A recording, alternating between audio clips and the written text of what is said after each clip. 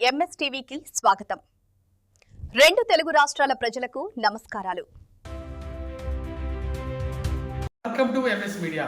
ఈరోజు పెదకొన్నూరు జిల్లా పరిషత్ ఉన్నత పాఠశాలలో వచ్చాము. ఇక్కడ హెచ్ఎం గారితో కొన్ని విషయాలు మాట్లాడదాం. నమస్తే సార్. నమస్తే. ఓకే సార్, చెప్పండి sir, me school infrastructure and introduction గురించి కొన్ని విషయాలు మాతో మాట్లాడతారా? నమస్తే సార్, నా పేరు కేయు భాస్కర్ కుమార్. నేను ఈ పాఠశాలకి ప్రధాన ఉపాధ్యాయులుగా పనిచేస్తున్నాను. ఇక్కడికి వచ్చి 2021 మార్చి 24వ తారీఖు ఇక్కడ ఉన్నాను. ఇప్పటికి 5 years కంప్లీట్ అయిపోయింది. ఈ పాఠశాల ప్రజెంట్గా ఇప్పుడు ఉన్నటువంటి స్ట్రెంత్ 190, టీచర్స్ 16 మంది ఉన్నారు. నా టీచింగ్తో కలిపి టీచర్స్ అంతా కలిపి 16 మంది ఉన్నారు. ఇక్కడ డెవలప్మెంట్ అంతా గత ప్రభుత్వంలో వచ్చినటువంటి నాడు నేడుతో స్కూల్ యొక్క రూపురేఖలన్నీ మారి, అప్పుడు ఓల్డ్గా ఉండేది బిల్డింగ్ అన్ని రంగులు వేసిపోయి ఉన్నాయి, రంగులు వేసారు చక్కగా. తర్వాత ఇన్ఫ్రాస్ట్రక్చర్ సంబంధించి ఈ క్లాస్ రూమ్లో బలాలు కూడా నాడు నేడుకు సంబంధించి వెరీ స్ట్రాంగ్ అయినటువంటి పిల్లలకు ఇచ్చినటువంటి బలాలు ఇచ్చారు.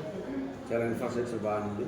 అట్లాగే ఈ బాత్రూమ్లు, తర్వాత లెట్రిన్స్ బాయ్స్కి గర్ల్స్కి సెపరేట్గా ఉన్నాయి. అవి కూడా మరమ్మతులు చేసి చక్కగా వినియోగంలోకి తీసుకొచ్చారు. ఇప్పుడు అన్నీ కూడా కండిషన్లో ఉన్నాయి, చక్కగా పనిచేస్తుంది. ప్రతి క్లాస్ రూమ్కు కూడా 4 ఫ్యాన్స్ ఉన్నాయి, పిల్లలకి ఇబ్బంది లేకుండా బాగానే ఉన్నాయి. తర్వాత ప్రతి క్లాస్ రూమ్లో కూడా ఐఎఫ్పి ఫ్యాన్ ఉంది. పిల్లలకి డిజిటల్ లెసన్స్ చెప్పడానికి టీచర్స్ మామూలుగా లెసన్ చెప్పిన తర్వాత ఐఎఫ్పి ఫ్యాన్ మీద మళ్ళీ లెసన్ కూడా చెప్తారు. దీంతో పిల్లలకి సులభంగా అర్థమవటానికి వీలవుతుంది. పిల్లల పరంగా మాకు 1వ తరగతి నుంచి 10వ తరగతి వరకు ఉంది. ఈ పాఠశాలలో ప్రైమరీ సెక్షన్ 1 to 5 24 మంది, మిగిలిన వాళ్ళు 166 మంది కూడా సెకండరీ స్కూల్ 6 నుంచి 10 వరకు ఉన్నారు. మొత్తం 190 మంది. ఇదండి ఇన్ఫ్రాస్ట్రక్చర్ మాకు సంబంధించి. ఓకే సార్, వెనకబడిన విద్యార్థులకు మీరు ఏ విధంగా మౌల్డ్ చేస్తున్నారు? అదేవిధంగా టీచింగ్ మెథడ్స్ ఏమైనా ఉన్నాయా? మీరు అడిగిన మంచి క్వశ్చన్ అది. అయితే ఈ ప్రభుత్వం ఏం చేసిందంటే, వేసవికాల అనంతరం జూన్ 12వ తారీఖున పాఠశాల తెరిచిన దగ్గర నుంచి కూడా పిల్లలు కొంత చదువులో కొంచెం వెనకబడి ఉంటారని చెప్పి బ్రిడ్జ్ కోర్సు లాగా వాళ్ళకి మొదలెట్టి దగ్గర 45 రోజులు ప్రైమరీ సెక్షన్కి, ఒక 60 రోజులు సెకండరీ సెక్షన్కి సంసిద్ధత కార్యక్రమం, రెడీనెస్ అంటే గతంలో నేర్చుకున్నాయి ఇంకొకసారి రీక్యాల్కులేట్ చేయడానికి మళ్ళీ ప్రభుత్వం ఒక బుక్లెట్ లాగా తయారు చేసి ప్రతి వాళ్ళకి అందించి, తద్వారా ఏంటంటే మళ్ళీ గతంలో నేర్చుకున్న విషయాలన్నింటినీ కూడా మమ్మల్ని ఒకసారి గుర్తు చేసుకోవటానికి చక్కటి రెడీనెస్ ప్రోగ్రాం పెట్టారు. అందరికీ కూడా ఈ సంవత్సరం విద్యాకానికి సంబంధించి కిట్లంతా వచ్చేసినాయండి. మాకు ఇంకా రావాల్సింది ఒక బ్యాగ్ ఒకటి తప్ప మిగిలినన్నీ కూడా ఆయన ఐటమ్స్ వచ్చేసినాయి. పిల్లలందరికీ ఇచ్చేసాము. చక్కగా పిల్లలకు కూడా ఇప్పుడు సార్ అడిగారు ఎలాంటి జాగ్రత్తలు తీసుకున్నారు పిల్లలకి చదువు రావటానికి. మేము స్కూలు మామూలుగా అయితే 9 కాడి నుంచి మొదలవుతుంది, కానీ ప్రతిరోజు కూడా నేను 7:30కి వచ్చేస్తాను పాఠశాలకి. వచ్చేసి అన్ని క్లాసులు ఉన్నాయి, ఒక్క 10th క్లాస్ వాళ్ళకే స్టడీ అవర్ అని కాకుండా 1వ తరగతి నుంచి 10వ తరగతి వరకే అందరికీ కూడా స్టడీ అవర్. పొద్దుట 8 నుంచి 9 వరకు కనీసం 8:15 కన్నా వచ్చేస్తారు. మొత్తం పిల్లలు దగ్గర 70 to 80% పిల్లలు వచ్చేస్తారు మాకు.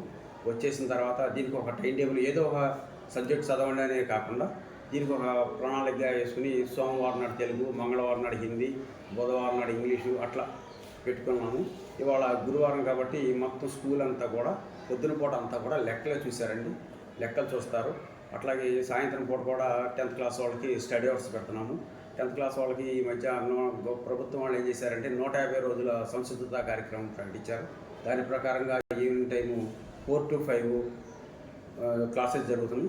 అందులో 4 నుంచి 4:30 వరకు చదివించడం, తర్వాత 4:30 నుంచి 5 వరకు కూడా వాళ్ళకి ఆ చదివిన దాని మీద ఒక 2-3 క్వశ్చన్లు ఇచ్చి వాళ్ళు ఎంతవరకు చదివారు అనేది ఒక చిన్న స్లిప్ టెస్ట్ లాగా పెట్టడం జరుగుతుంది. ఈ సంవత్సరం ప్రారంభం నుంచి ఈ రకంగా చేస్తున్నారు కాబట్టి రాబోయే రోజుల్లో 10th క్లాస్కి 100% రిజల్ట్ రావాలని మేము బాగా ఆకాంక్షిస్తున్నామండి. ఎందుకంటే మా టీచర్స్ అందరూ కూడా చాలా వెల్ ఎడ్యుకేటెడ్, అంతా కూడా బాగా ట్రైన్డ్ టీచర్స్ ఉన్నారు. చక్కగా అందరూ కూడా చాలా జాగ్రత్తగా చెప్తారు.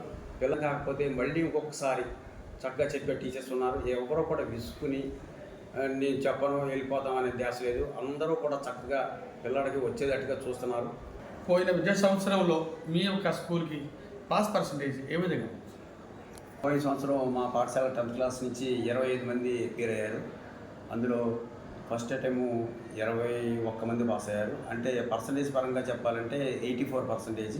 నలుగురు ఫెయిల్ అయ్యారు. నలుగురు కూడా మళ్ళీ సప్లిమెంటరీ అడ్వాన్స్లో మొత్తం నలుగురిని కూడా మళ్ళీ సమ్మర్ అంతా కూడా కూర్చోబెట్టి వాళ్ళకి ఇంపార్టెంట్ అన్నీ కూడా మళ్ళీ జాగ్రత్తగా చెప్పి మళ్ళీ చూడకుండా రాయించి మళ్ళీ ఎగ్జామ్కి అడ్వాన్స్ సప్లిమెంటరీ ఎగ్జామ్కి పంపించాము.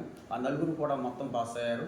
మొత్తం దీంతో ఏంటంటే మొత్తం అందరూ కూడా మొత్తం పాస్ అయిపోయారు. ఎవరు కూడా స్టాగ్నేట్ అయ్యి ఎవరు లేరు. ఓకే సార్, మరి మీ స్కూల్లో మిడ్ డే మీల్స్ ఏ విధంగా ఉంది, అదేవిధంగా క్రీడలు కూడా ప్రోత్సహిస్తున్నారు వీటితో పాటు? మా స్కూల్లో మిడ్ డే మీల్ చాలా బాగా జరుగుతుందండి. ఎందుకంటే మిడ్ డే మీల్లో కూడా నేను ఇన్వాల్వ్ అయి ఉన్నాను. వాళ్ళే తెచ్చి వాళ్ళే వండాలంటే ప్రభుత్వం ఇచ్చేటటువంటి ప్రతి విద్యార్థికి ఇచ్చేటటువంటి అమౌంట్ అరకొరగా ఉంటుంది, సరిపోదు. కాబట్టి నేను కూడా చేతనంత సహాయం చేస్తాను వాళ్ళకి. అంటే సహాయం అంటే కూరలు అవి తీసుకొస్తాను వాళ్ళకి. ప్రతి వారానికి కూడా 2 సార్లు కానీ 3 సార్లు కానీ కూరలు అవి తీసుకొస్తే వాళ్ళు కూరలు అవి చక్కగా వండి పిల్లవాడికి సరిపడినంత భోజనం సరిపడినంత కూర వేసి పెడతారు. చక్కగా పిల్లలందరూ కూడా మొత్తం అందరూ కూడా భోజనం చేస్తారు. ఏదైనా అనారోగ్యం ఉన్నవాళ్ళు పచ్చి ఉన్నవాళ్ళు మాత్రమే బాక్సులు తెచ్చుకుంటారు. మిగిలిన వాళ్ళందరూ కూడా భోజనం చేస్తారు.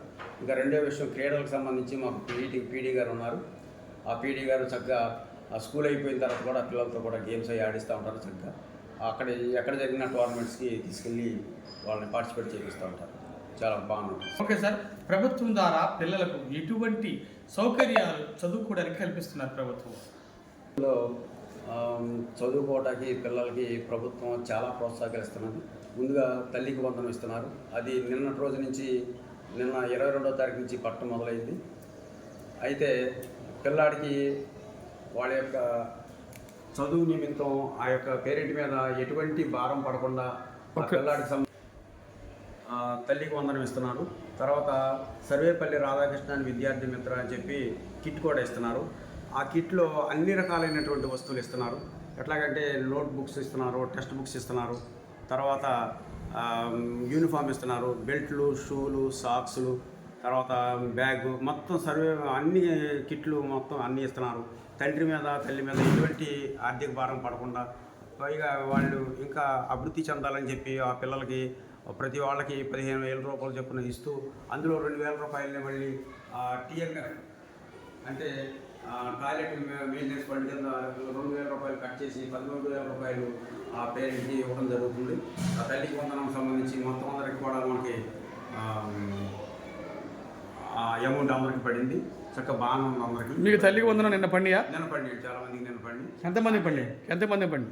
మాకు ఎలిజిబుల్ ఉన్న వాళ్ళు ఒక ఇద్దరు మినహా మిగిలిన వాళ్ళందరూ కూడా అందరికి పడినాడు. ఒక ఇద్దరు తప్ప మిగిలిన వాళ్ళందరికీ పండి. ఆ ఇద్దరు కూడా ఏంటంటే బాగా లాంగ్ ఆప్షన్ మానేసారు, రావట్లేదు. అందుకని వాళ్ళకి తెప్పించి మిగిలిన వాళ్ళందరికీ ఎలిజిబుల్ అయ్యారు చక్కగా. ఓకే సార్, మరి విద్యార్థుల తల్లిదండ్రులకు చివరిగా మీరు ఏమని విన్నపం చేస్తున్నారు మీ స్కూల్ తరపున? నేను తల్లిదండ్రులకు చెప్పేది ఏంటంటే, పొద్దుట 8 నుంచి సాయంత్రం 4 వరకు కూడా ఇక్కడ పాఠశాల జరుగుతూ ఉంటుంది. జరిగినప్పుడు పిల్లలకి టీచర్స్ అందరూ కూడా చక్కగా పాఠాలు చెప్తారు. మేము ప్రతి పిల్లాడికి కూడా డైరీ ఇచ్చామండి. ఆ డైరీలో ప్రతి పిల్లవాడు కూడా ఆ రోజు జరిగినటువంటి ఏ సబ్జెక్టులో ఏ వర్క్ రాయాలి, చదివే వర్క్ ఉందా, రిటర్న్ వర్క్ ఉందా, రాసే వర్క్ ఉందా, ఏ వర్క్ ఉందా అని చెప్పి అన్నీ రాసుకుంటాడు. చక్కగా రాసుకుని ఇంటికి వెళ్ళిన తర్వాత ఆ పేరెంట్ ఒకసారి ఆ పిల్లవాడిని ఆ డైరీ ఒకసారి చూసుకుని దాని ప్రకారంగా వర్క్ చేసి చదివించి పంపించినట్టయితే పిల్లాడికి కూడా చక్కగా చదువుకుంటాడు. అట్లాగే వాడు చదువులో వెనుకబాటుతనం అనేది ఉండదు. ఒకవేళ తల్లిదండ్రికి కనుక చదువు రానట్లయితే ఆ పిల్లాడి ద్వారానే ఆ యొక్క డైరీలో తెలుగేమి ఇచ్చారు, ఇక పలానా చూసి రాతి ఇచ్చారు, లేకపోతే పలానా ప్రశ్న చదవమన్నారు, పలానా పద్యానికి ప్రతిపదార్థం చదవమన్నారు, లెక్కలు ఏమి ఇచ్చారు, పలానా 2 లెక్కలు హోంవర్క్ చేయమన్నారు, అది చేసేవా లేదని అజగనుకుంటే చాలు.